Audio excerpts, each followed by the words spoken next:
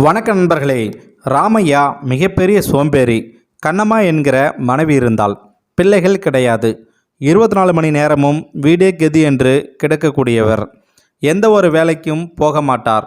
யாராவது தேடி வந்து வேலை கொடுத்தாலும் கூட அந்த வேலையை போய் எவனாவது செய்வானா என்று வீண் விவாதம் செய்யக்கூடியவர்.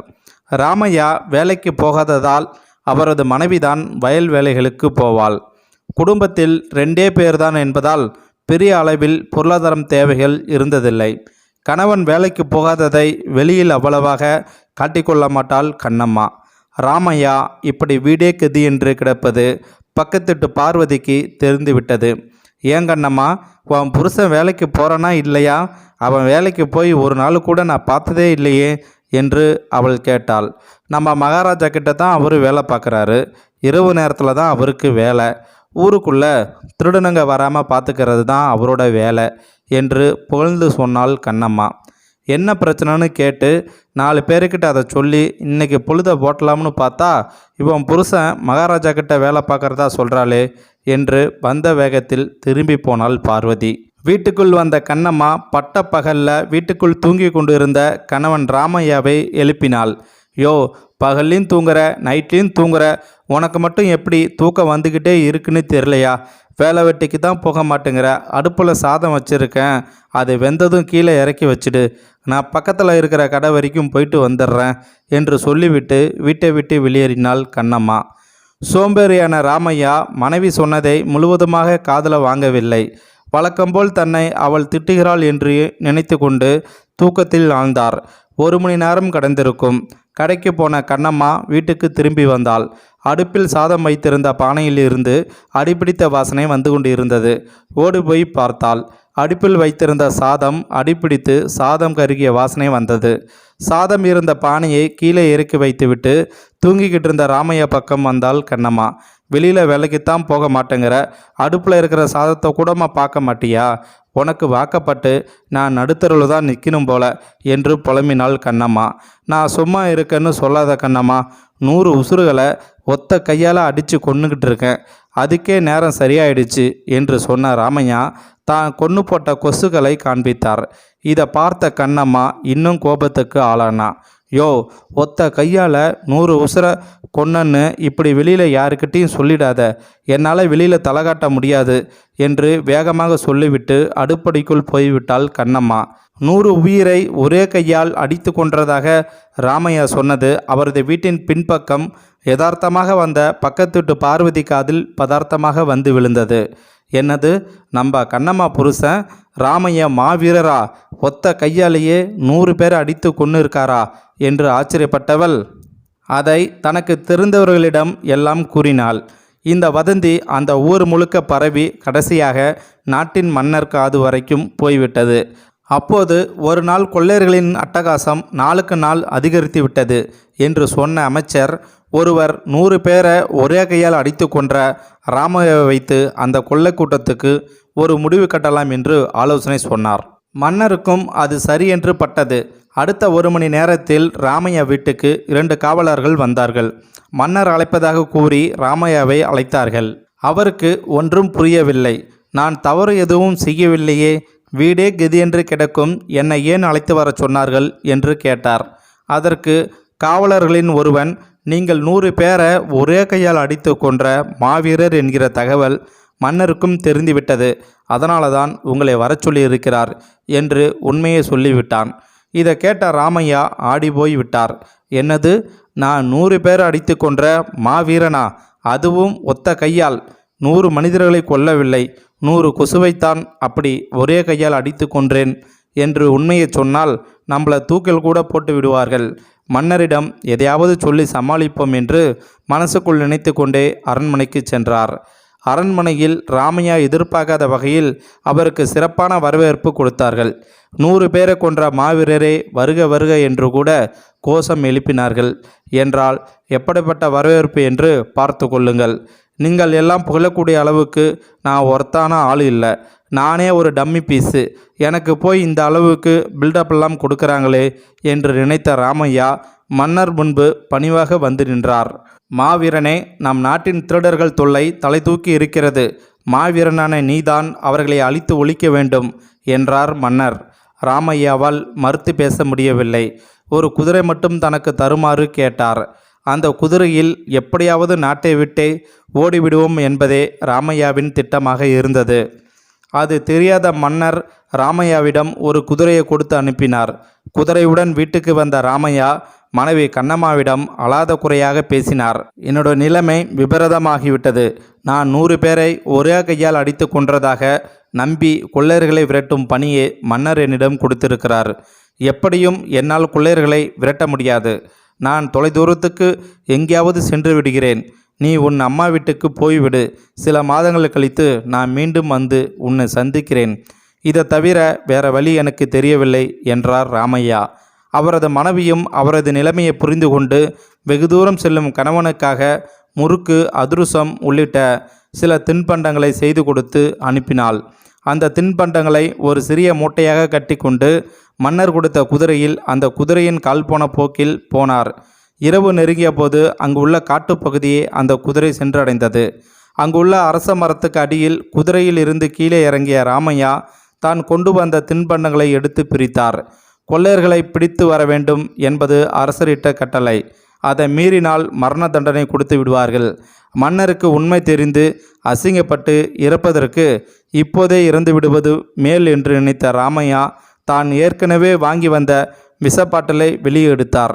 மனைவி கொடுத்து அனுப்பிய தின்பண்டங்கள் மீது அந்த விஷத்தை ஊற்றினார். விஷம் கலந்த தின்பண்டங்களை சாப்பிட்டுவிட்டு உயிரை விடுவது என்று முடிவு செய்தார்.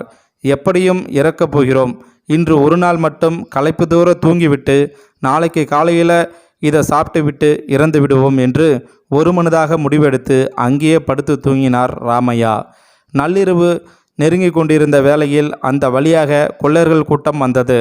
ராமையா கொண்டு வந்த தின்பண்டங்களின் வாசனை அவர்களின் மூக்கு வரைக்கும் வந்துவிட்டது. அந்த வாசனை எங்கிருந்து வருகிறது என்று மோப்பம் பிடித்து வந்தவர்கள் உறங்கிக் கொண்டிருந்த ராமையாவையும் அவருக்கு பக்கத்தில் தின்பண்டங்கள் கொண்ட சிறிய மூட்டையும் இருப்பதை பார்த்து விட்டார்கள். முதலில் ராமையாவை கொன்றுவிட்டு அந்த தின்பண்டங்களை நிறைந்த பையை தூக்க நினைத்தார்கள். ஆனால் அந்த தின்பண்டங்களின் வாசனை அவர்கள் அதை சாப்பிட தூண்டியது. ராமையாவுக்கு தெரியாமல் அந்த மூட்டையை பிரித்தவர்கள் அதனுள் முறுக்கு, அதிரசம், லட்டு உள்ளிட்ட தின்பண்டங்கள் இருப்பதை கண்டு மகிழ்ந்தார்கள். எல்லோரும் அந்த தின்பண்டங்களை பிரித்து பகிர்ந்து கொண்டு சாப்பிட்டார்கள். ஏற்கனவே அதில் விஷம் கலக்கப்பட்டு இருந்ததால் சிறிது நேரத்திலேயே அவர்கள் அனைவரும் மயங்கி விழுந்து உயிரிழந்தார்கள். காலையில் கண்விழித்த ராமையா தனக்கு அருகில் ஒரு கொள்ளை கூட்டமே இறந்து கிடப்பதை கண்டு திடுக்கிட்டு போனார். தான் தற்கொலை செய்வதற்காக தயார் செய்த தின்பண்டங்களை சாப்பிட்டுவிட்டு அவர்கள் இறந்தது ராமையாவுக்கு புரிந்தது. நமக்கு வந்த ஆபத்தை இவங்களே வாண்டடாக வந்து வாங்கிட்டு போயிட்டாங்களே என்று மனசுக்குள் நினைத்த ராமையா கொள்ள கூட்டத்தை தான் தனி ஒரு ஆளாக நின்று போராடி கொன்றுவிட்டதாக மன்னருக்கு தகவல் அனுப்பினார். மன்னருக்கும் சந்தோஷம் தாங்க முடியவில்லை. நாட்டு மக்களை பல வகையில் அச்சுறுத்தி வந்த கொள்ளை கூட்டத்தை ஒரே நாளில் தனி ஒருவனாக நின்று அழித்த ராமையாவே பலவாறு புகழ்ந்தார். ராமையாவுக்கு பொன் பொருள் என்று வாரி வாரி வழங்கினார்.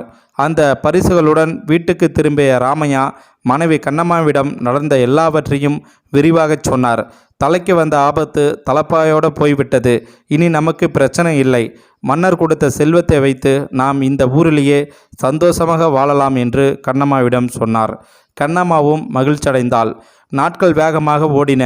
இன்னொரு முறை எதிரி நாட்டு அரசன் போர் அறிவிப்பு செய்யாமல் அந்த நாட்டின் மீது படையெடுத்து வந்துவிட்டான். மன்னருக்கு ஒன்றும் ஓடவில்லை. எதிரியிடம் சரணடைவதை தவிர வேற வழியில்லை என்று நினைத்தார்.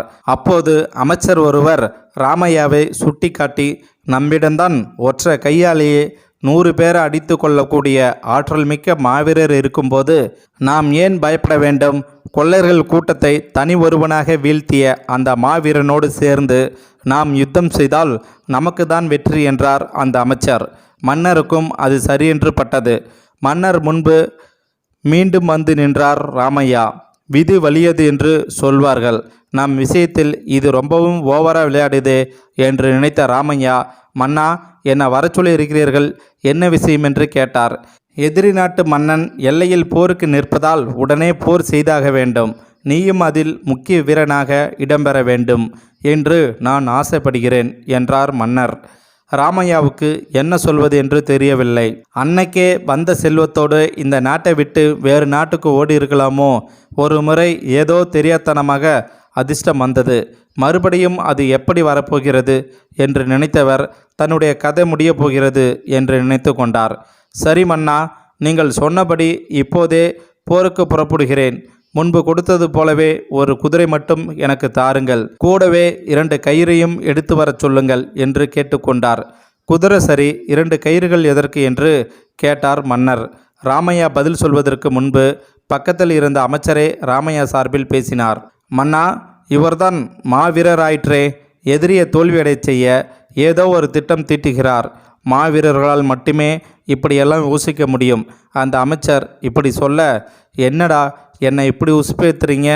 நான் டம்மி பீஸுன்னு தெரியாமலேயே போல்றீங்களே என்று நினைத்து கொண்டார் ராமையா. சிறிது நேரத்தில் ராமையா கேட்டபடி ஒரு குதிரையும் 2 கயிறுகளும் கொண்டு வரப்பட்டன.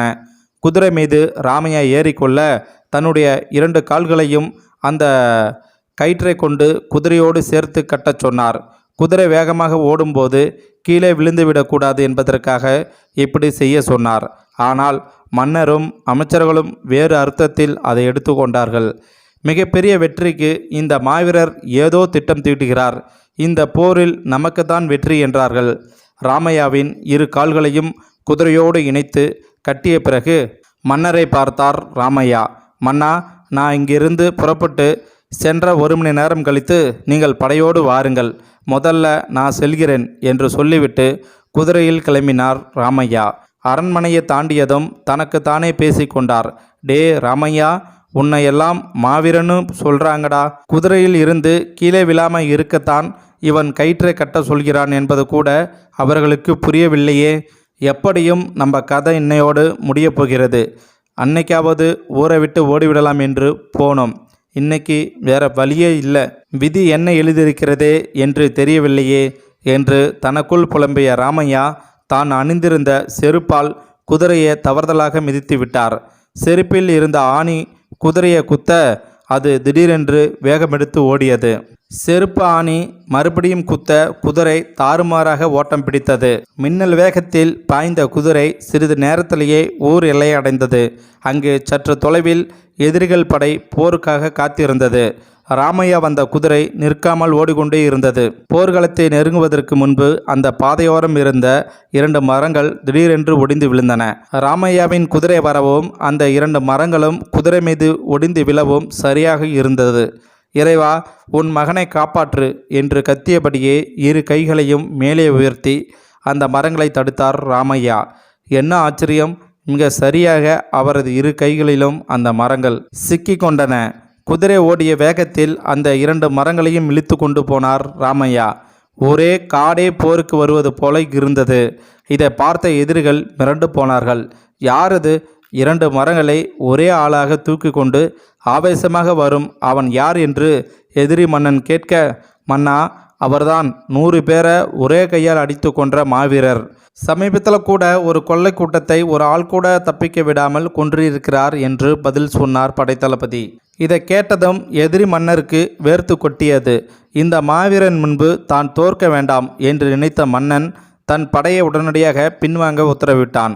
இதற்கிடையில் மரங்களோடு குதிரையில் வந்த ராமையா அந்த மரங்களை சற்று தள்ளிவிட நல்ல வேளையாக அவரை ஒன்றும் செய்யாமல் பின்னாலே போய் விழுந்துவிட்டன. கால்களில் பயங்கர வலி.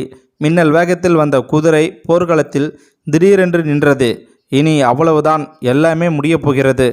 எவன் நம்மளை கொல்லப் போறானோ என்று நினைத்தபடியே சற்று நிமிர்ந்து பார்த்தார் ராமையா. அங்கே யாரும் இல்லை.